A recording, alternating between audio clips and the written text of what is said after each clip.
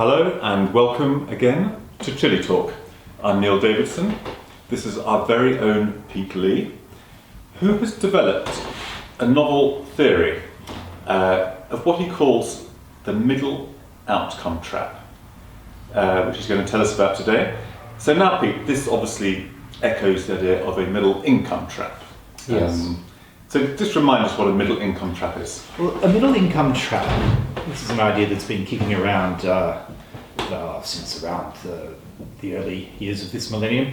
The idea that some economies can develop very quickly in terms of their industrialization, industrial output, but the advantage that first allowed them to develop in those areas, which is cheap labour, rapidly evaporates as wage demands go up with greater wealth, causing them to become trapped. And they don't develop the skills, the institutions needed to go on to a new stage of more successful development. That's the fear. That's certainly the fear. Mm-hmm. And there's a lot of debate about whether or not... so a country like Thailand might... Vietnam is another example. Of course, China is the big example that everybody's... We're waiting to see. About. Yes. So the idea that you become trapped at a middling level of development and can't reach full fruition. Okay, so this is for countries that have passed through an industrialization stage. Now, you've spoken to me about how Chile has actually sort of skipped, and Latin America more generally, have actually skipped one or two stages in the development of the Western world. Yes, absolutely. In the case of Chile and Latin America, I think it's fair to say that the Enlightenment never happened here. There's talk of a Spanish Enlightenment, but that was fairly mild, given the strong influence of the Church during the 18th century there, as opposed to in France. And in Latin America, reading in the wider population was not highly encouraged.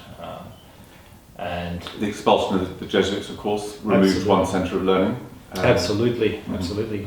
Throughout the Bourbon reforms, sort of laying down a template of control and centralisation. At the same time, when Chile became independent, along with all of its other brother or sister countries of the region, it very quickly transitioned to a successful rendition of romantic nationalism, you might say, the idea of a state. The big movement that was sweeping throughout Europe. Throughout Europe at the time, and a sense of identity, as well as reasonably rationalised state structures. Okay, this was just Chile or the whole of the continent? I think Chile was particularly successful at developing in that sense, and that may have something to do with the fact that Chile was a minor second-tier colony. It never reached the status of being its own viceroyalty. Of course, Peru was the viceroyalty and Chile was dependent upon Peru, and it was a mere capitania, captaincy. Yes, same level as Ecuador, say. So actually not that burdened with Spanish state structures in a way, left more free to do its own thing. Yes, and find its own way. Able to certainly improvise its own ways, perhaps in the late colonial period, but certainly in the early Republican period, Chile developed quite strong institutions by Latin American standards. Okay, so here you go into the 20th century with a country that is actually pretty stable, pretty well governed.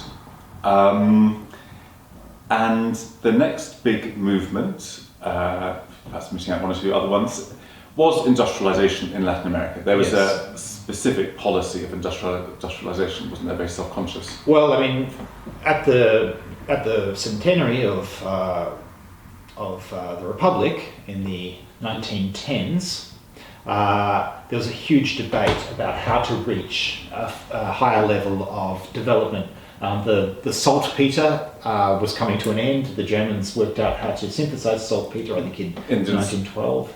Oh yeah, actually just prior to the war. Yeah. So the need for saltpeter in the making munitions and explosives. And I suppose the huge demand for copper I always thought that copper the huge demand for copper, which Chile sells a lot of now, came from things like the electronics industry. Actually, it's from the Chinese fitting bathrooms, having bathrooms fitted in their flats, apparently. That's the huge demand. Anyway, so the copper hadn't yet fully come on stream. They were kind of between natural resources. Yes. And this perennial trope in Chile, how do we attain the status of a developed country, which we'll certainly be talking about quite often, yes, was already in place. And yes, and certainly the idea was that both education and factories ought to be developed in Chile. And as it turns out, really from mid-century, we started to see this happened because, well, there were different strands, but a big one was the United Nations Economic Commission for Latin America, which is actually based here in Santiago, headed at the time by Raúl Prebisch, an Argentinian, he's Argentinian, yes, economist. And ECLAC was, or ECLA as it was then, was, before they added the Caribbean at the end, was a driving force in the movement of import substitution industrialisation. So the idea was, instead of importing all their stuff, especially all their more advanced machinery and so on, from Europe and America, the Latin American countries would manufacture themselves, the governments would train engineers and managers, and then the other part of it was high tariffs on imported goods to make local industry more competitive. And this was carried forward very strongly in Argentina and Brazil. Large consumer markets. Large consumer markets, populous. It still is applied very strongly, certainly in Argentina, where there are still very high tariffs on imports. And you can buy locally made Argentinian PCs, which I gather are not very good. It's a point of pride. But it's a point of pride, and also an idea of diversifying the economy. So this was maintained. As a result, Brazil now has an aircraft industry, cars are manufactured in these countries. But Chile dropped this policy completely during the military dictatorship of Augusto Pinochet. Yes. And moved to a free market, free trade model. Yes. So I did actually get to drive a car manufactured in Chile, a 1960s Volvo, a rather splendid hunk of metal that would go hurtling along, very satisfactorily. But then all that shut down. Chilean manufacturing just couldn't compete with more sophisticated European and American imports, and then Japanese. Well, it wasn't a comparative advantage manufacturing for Chile. There's not really. No, not a huge consumer market here. That's right, not geographically well positioned to, to small population. So essentially Chile nearly had an industrial revolution, but then kind of decided not to. Stepped aside, and to this day Chile takes advantage of its enormous primary resources. That's right, because now it's mainly copper, but there's more stuff in the pipeline. There's lithium coming up, very important for the new generation of batteries. Yes. And Chile's got a large part of the world's reserves of this. So primary industry, no secondary industry, but particularly since the late 1980s, the development of ever more sophisticated service industry. Essentially people selling things to one another and consuming things in more exacting ways. Has become highly elaborated throughout Latin America, but particularly in Chile. That's right, and the international Chilean companies that have gone international are in, for example, the big department stores. Falabella has been quite successfully internationalised in Latin America, hasn't it? Yes. Whereas I don't suppose there's really any example of a Chilean manufacturer having internationalised not that I can think of anyway. I can't think of any, no. But in the service industry, Chile is very competitive. Yes, and along with the services come greater levels of schooling. First schooling to reach almost universal attendance. That's right. High school, up to the end of high school, and of course a majority of Chileans now go on to some form of higher education. That's right, that's a more recent development, but then that's fairly recent in most places, isn't it? Yes. So on paper, educationally, Chile could look to be quite well prepared for the future. It's almost universal school attendance, high university attendance. On paper, it looks like a developed country already. A huge self-identification of people as of the middle classes, and with voting now obligatory, Voters are referred to as voting now optional. It Yes. used to be obligatory. used to be obligatory. Now, a large part of political discourse seems to be to direct really very mild forms of economic alleviation towards the middle classes, meaning people who might vote me out or might vote me in. Okay, so the very poor tend not to vote. The middle classes can be quite poor, certainly by OECD standards. If you earn 500,000 pesos a month as a family, 500 pounds, $600-700, that's actually the average wage, more or less, I think. Yes. And that will put you in the middle class category. You're not considered to be a pauper. You are an aspiring person, you belong to the middle class, you hope to share in the country's future prosperity, and you will vote for Sebastián Piñera, who's going to deliver that economic growth. Yes, and unfortunately that's not happening. And what we're seeing now, despite the fact that many Chileans have university degrees, and certainly large numbers of years of schooling, I think we're up to about 15 years of schooling on average in Chile, which is extremely high in terms of as an input in the Human Development Index. According to many measures, at least quantitative measures, Chile appears to be a developed country. That's right. So, amount of education, number of people who are supposedly in the middle class. Yes. It seems to be. You could practically be in France, couldn't you? Yes. And there's always been a huge discourse about when will Chile become a developed country. Now people are quite sure that it's not there yet. Maybe it will be in the future, but where it is seen to be lying in the future seems to be further and further away. I remember there was a lot of talk of this because in Sebastián Piñera, the current president, in his first term, starting in 2010, Chile experienced very strong economic growth. He was largely re-elected with the idea that he would pull off the trick again. Yes. Looking back, one can see that he essentially got lucky. The world was recovering to some extent from the big crisis. Copper prices were very high. And there was a lot of talk in official circles about Chile being the first Latin American country to officially achieve developed country status. Yes. Chile is already in the OECD, along with Mexico. And it does tend to score highest in Latin America for a lot of things, like education, like human development, but lowest in the OECD. So it's absolutely on the border between the two. Yes. And it looks as if it was surging into the middling ranks of the OECD, didn't it? And now it doesn't look like that so much. Yes, I mean, it does seem to be stuck. And just in some kind of trap. yes, hence my theory of the middle outcome trap. Now, outcomes is used euphemistically in many areas of public policy, but particularly in education.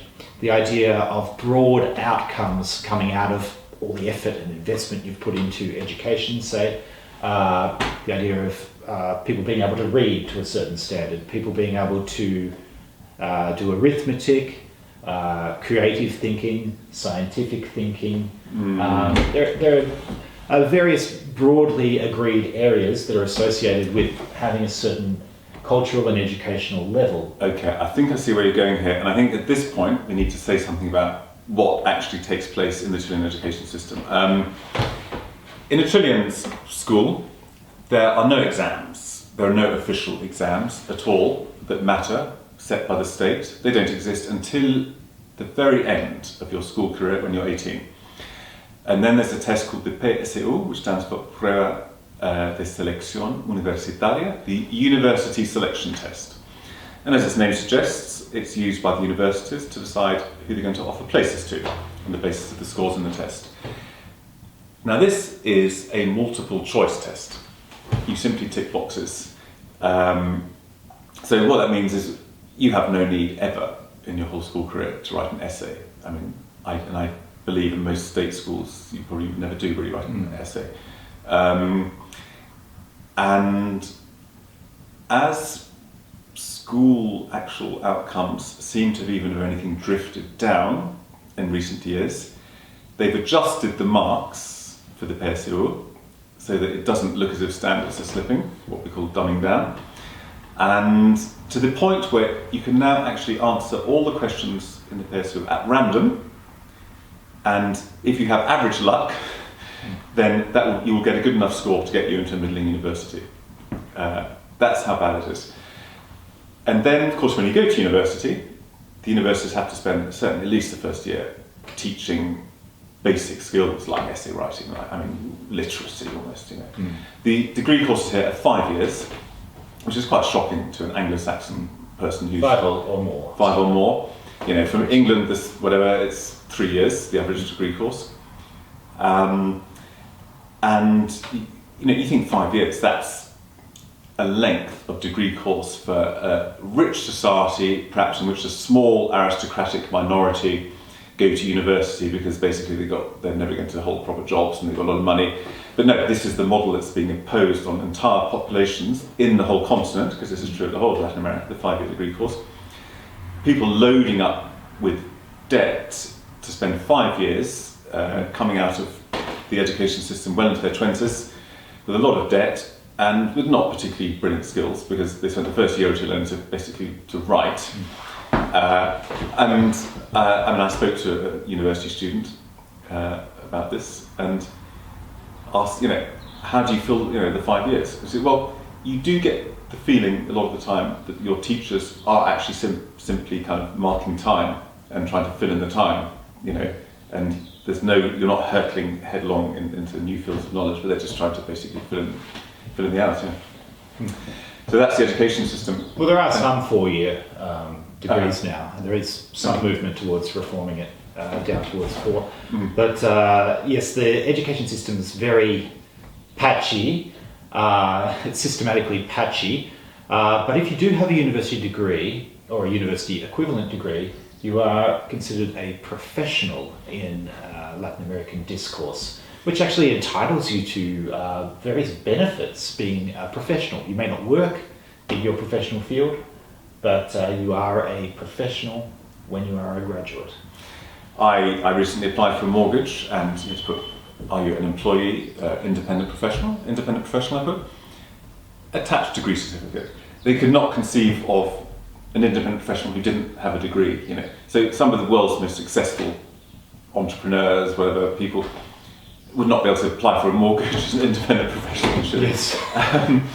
This is the extent of the box ticking culture here. Yes. And it's a problem. It's a problem with the very much quantitative view of what education is.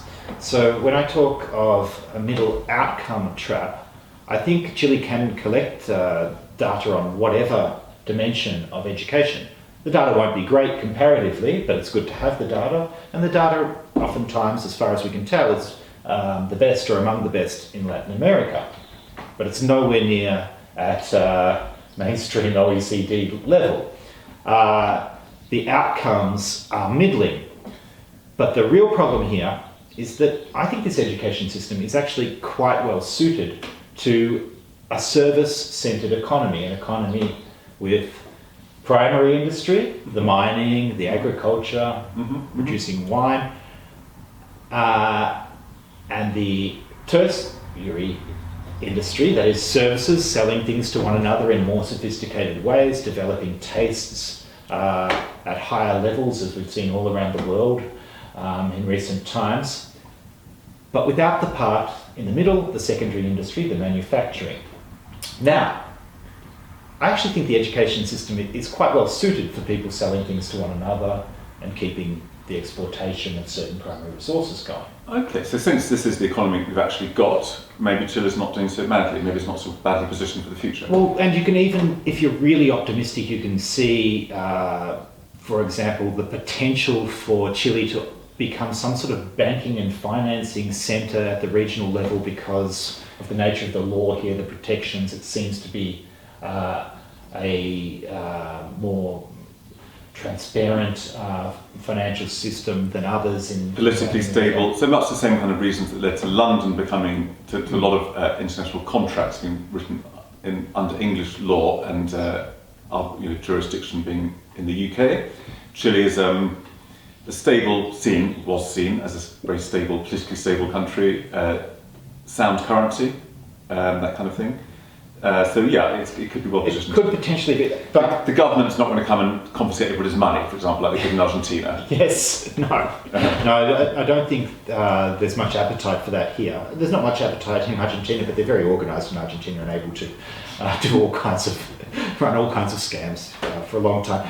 Yeah. In the case of Chile, I think the problem is that although the education system seems to be quite well suited for creating a somewhat more sophisticated service-based economy, and people have much more stuff and can get access to much more stuff than they ever could before, Chile is not in the least bit ready for the next stage of economic development, which revolves around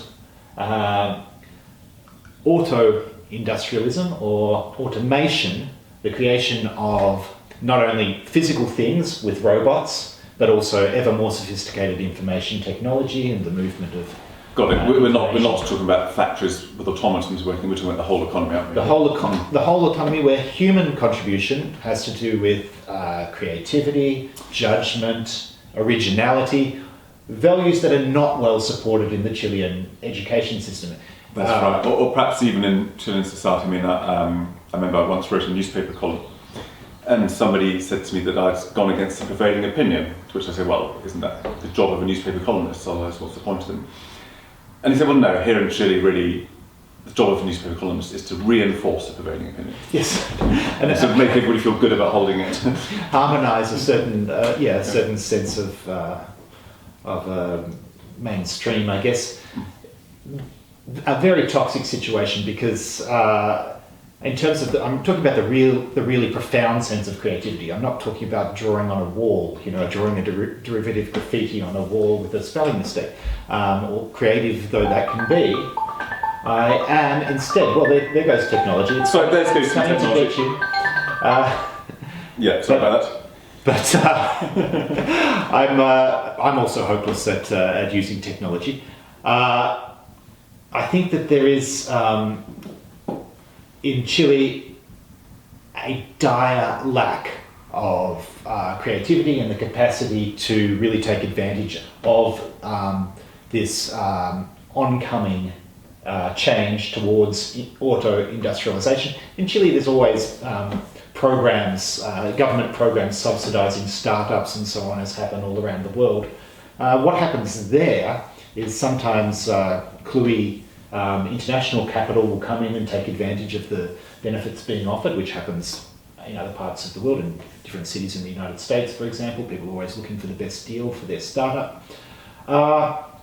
But also Chileans and other Latin Americans simply trying to copy technologies from other places and apply them to local contexts.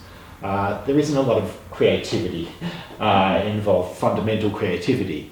There's some business sense, but it's certainly not the scaling of great kernels of knowledge. So that's why I talk of a middle outcome trap. I think we've got an education system and a socialisation that's based on a middling progress. And there's not a lot of sign of that changing, really. No, I can't see it. I can't see it changing. I can't see a more demanding and thoughtful political debate taking place. I mean, people are angry, but they're not able to express why. I do this thing that people want a different society, they want a better society, but they don't really know what it looks like. No, and they certainly tend to propose ideas that have been derived from other places. Economists who've been trained in the United States or in Europe simply trying to ladle in ideas from other places, which of course was the great sin of the Chicago boys who had been trained in monetarism in Chicago and Harvard and places like that. Now we have... and imposed on Chile this neoliberalism, which actually was never really applied anywhere else. No. To anything like the same extent. Certainly not the United States or even Britain under Thatcher. And a very different and parochial version of any neoliberalism. Certainly not Chile's great connection with the rest of the world. And the same is true now. There are different neo-Marxian points of view that have become fashionable in different parts of the world. And different economists are advocating for them without considering changes such as auto-industrialisation and the needs of the future, and also the basis for debate and understanding that Chileans are creating through their schooling system and their conversations in general, their media. Well, on that somber note, we will of course report any signs of improvement as soon as we see them. I think there is a change in the thinking of younger people. There's certainly perhaps more. One seems to be a certain kind of openness to ideas and things. Yes, there's certainly some desire curiosity. Yeah, and less shyness, I think. So I think there's of course much to hope for, and maybe we can break this middle outcome trap. We hope to be able to report on the breaking of the middle outcome trap in a future episode of Chile Talk. Thank you very much for joining us, and see you next time. Thank you.